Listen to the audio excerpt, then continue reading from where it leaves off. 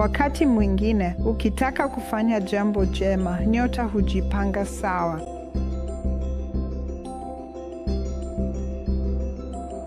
Si mara nyingi ndoto zako zote hutimia.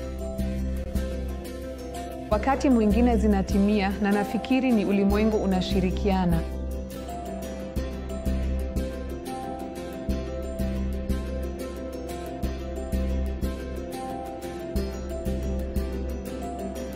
Kwa hiyo nahisi Athena inapaswa kuwa harakati ya wanawake kujitunza, kujali afya zao na kuwa bora kabisa katika huduma ya saratani kwa wanawake.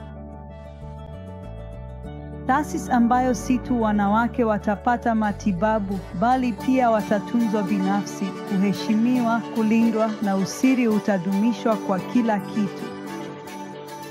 Na haya yote mazingira mazuri ambapo watajisikia kama familia. Bwana Pratap ana mabinti 4.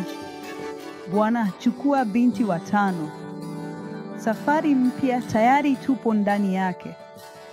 Tumejitoa kabisa kwa moyo wetu wote na kwa juhudi zetu zote kuhakikisha tunatimiza malengo yetu bila kusita.